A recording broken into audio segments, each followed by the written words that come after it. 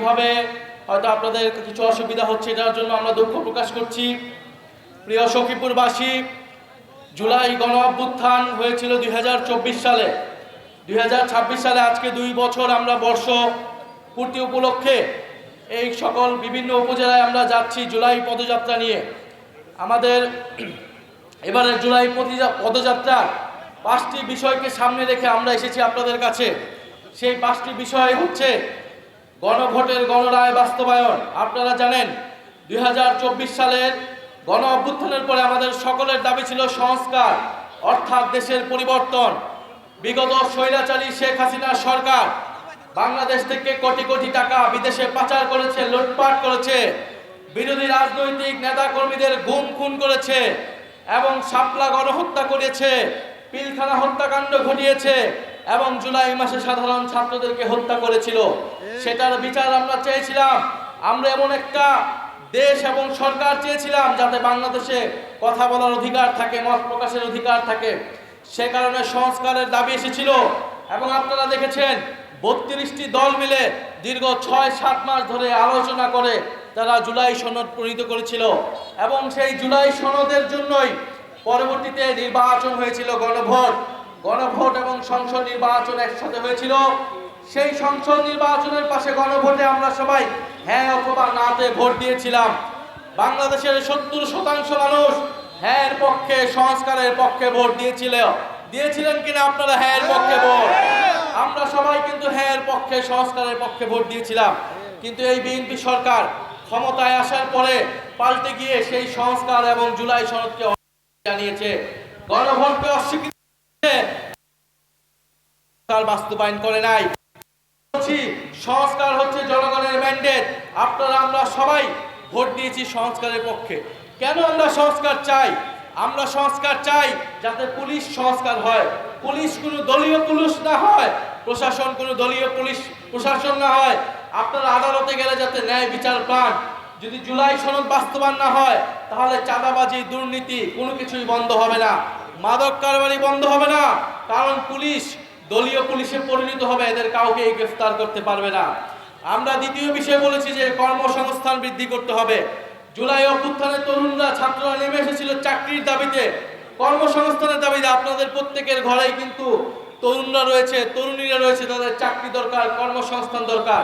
এই বিএনপি সরকার ক্ষমতায় আসার আগে বলেছিল 1.5 বছরে 18 মাসে তারা 1 কোটি কর্মসংস্থান। কয় কোটি? 1 কোটি কর্মসংস্থান। 4 মাস গিয়েছে, কয়টা কর্মসংস্থান তৈরি হয়েছে? একটাও কর্মসংস্থান তৈরি হয় নাই। যে বাজেট দিয়েছে সেই বাজেটে কোনো কর্মসংস্থানের রূপরেখা পর্যন্ত নাই। এরপরে আমরা বলেছি বিদ্যুৎ বিভ্রাট, বিদ্যুৎ সংকট নিরসন করতে হবে। শেখ হাসিনা সরকার কোটি কোটি টাকা লুটপাট করেছে বিদ্যুতের নামে, দুর্নীতি করে।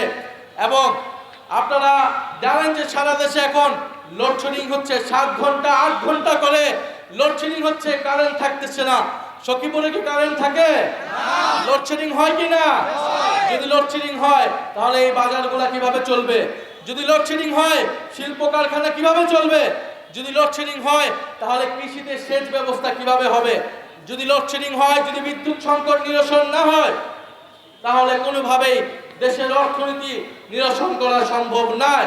ফলে আমরা দাবি জানাচ্ছি দ্রুত সময়ের মধ্যেই বিদ্যুৎ সংকট নিরসন করতে হবে, অবৈধ চুক্তি বাতিল করতে হবে এবং দুর্নীতি, লুটপাট বন্ধ করতে হবে।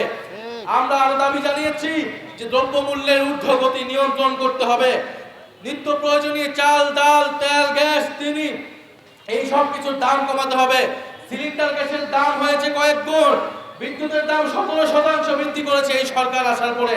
আন্তর্জাতিক যুদ্ধে ইরান আমেরিকা যুদ্ধের দোহাই দিয়েছে, সেই যুদ্ধ কিন্তু এখন শেষের পথে এবং আন্তর্জাতিক বাজারে কিন্তু তেলের দাম কমিয়ে দিয়েছে।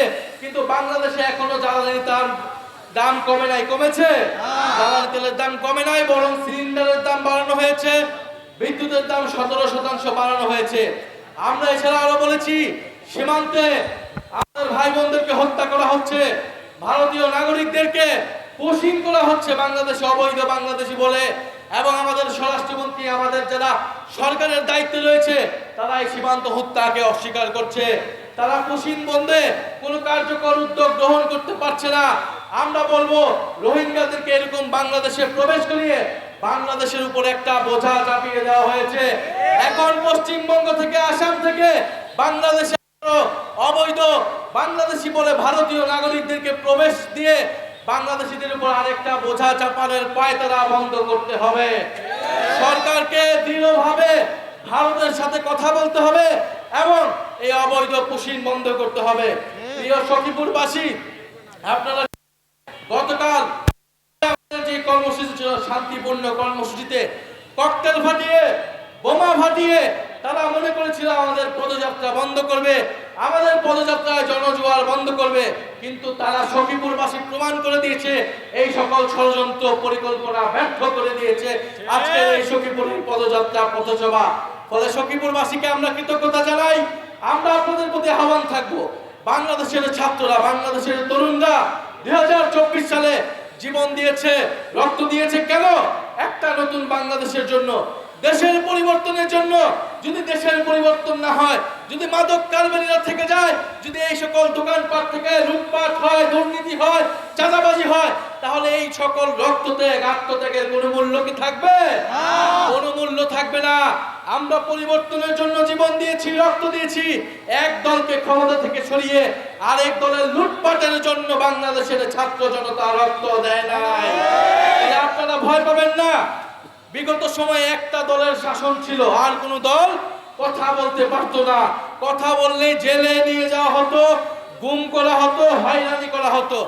আমরা দেখছি বাংলাদেশকে আবারও সেবার একদলীয় শাসনের দিকে নিয়ে যাওয়ার চেষ্টা করা হচ্ছে। এক ক্ষমতাসীন দল, সরকারি দল, শুধু তারাই কথা বলবে, অন্য দলকে কথা বলতে দেওয়া হবে না। সংসদে আমাদেরকে কথা বলতে দেওয়া হয় না। আমরা জনসভায় কথা বলতে গেলে ককটেল ফুটানো হয়, বোমা মারানো হয়। এই একদলীয় শাসন যদি আবার শুরু করার কথা কেউ ভাবে, আওয়ামী লীগের পরিণতির কথা আপনারা ভাববেন। আওয়ামী লীগ 16 বছর একদলীয় শাসন করে দিল্লিতে হেলিকপ্টার নিয়ে পালাতে হয়েছিল। এখন তারা নিষিদ্ধ টাকা দিয়ে কয়েকটা মিছিল করে তারা হচ্ছে বাংলাদেশে অস্থিতিশীলতা তৈরি করার চেষ্টা করছে। সেই আওয়ামী লীগের বিরুদ্ধে আমরা ঐক্যবদ্ধভাবে থাকবো। তবে সখীপুরবাসী, আপনারা জানেন 5ই আগস্টের পরে আমরা ন্যায় বিচার চেয়েছিলাম, কিন্তু মামলা বাণিজ্য হয়েছে কিনা? এই সখীপুর শহর, টাঙ্গাইল সহ সারা বাংলাদেশে সাধারণ মানুষের বিরুদ্ধে, ব্যবসায়ীদের বিরুদ্ধে শত শত মানুষকে, 200-300 মানুষকে মামলায় দিয়ে মামলা বাণিজ্য করা হয়েছে। কারা করেছে আপনারা জানেন। ভোটের আগে কারা তাদেরকে জিম্মি করে টাকা নিয়েছে তাও আপনারা জানেন। ফলে আমরা বলবো, আপনারা ন্যায় বিচার করেন, আওয়ামী লীগের দলগত বিচার করেন, কিন্তু নিরীহ মানুষকে, নিরীহ ব্যবসায়ীদেরকে আপনারা মামলা বাণিজ্য করে লুটপাট করবেন, তাদের থেকে টাকা আদায় করবেন, এটা হতে দেওয়া যাবে না। সখীপুরবাসী, আপনাদের প্রতি আহ্বান থাকবে, আমাদের জাতীয় নাগরিক পার্টি এনসিপি সখীপুরে সক্রিয় আছে। আমাদের এখানকার উপজেলা আহ্বায়ক আছেন, আমাদের এখানকার পৌরসভার মেয়র প্রার্থী আছেন।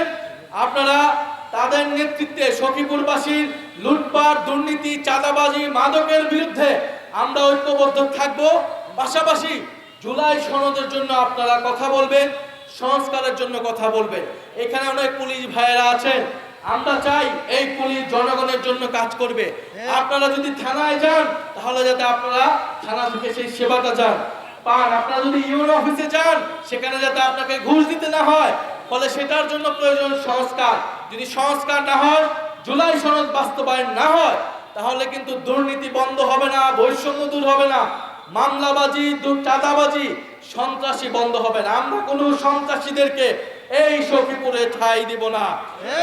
সখীপুরবাসী, এই সরকার জনগণের সাথে গাদ্দারি করছে, তারা সংস্কার বাস্তবায়ন করছে না, তারা বিরোধী মতকে মাঠে কথা বলে দেওয়ার, কথা বলতে দিতে চাচ্ছে না, তারা মাঠের জায়গা সংকুচিত করছে। আপনারা যারা এখানে আছেন, আপনারা ঐক্যবদ্ধভাবে থাকবেন। যত বাধা বিপত্তি, রোদ বৃষ্টি ঝড় আসুক না কেন, আমাদের ভাইয়েরা জীবন দিয়েছিল, রক্ত দিয়েছিল, ইনশাআল্লাহ আমরা আপনাদের মাঠে থাকবো, আপনাদের পক্ষে। দেশের সার্বভৌমত্ব, দেশের সীমান্ত সুরক্ষায় এবং দেশকে সন্ত্রাস, মাদক, চাঁদাবাজ মুক্ত করতে ইনশাআল্লাহ আমরা ঐক্যবদ্ধভাবে লড়াই করে যাব। সখীপুরবাসী কি প্রস্তুত থাকবে? মাদকের বিরুদ্ধে প্রস্তুত থাকবে? চাঁদাবাজির বিরুদ্ধে প্রস্তুত থাকবে? আমরা কি কাউকে ভয় পাবো? 100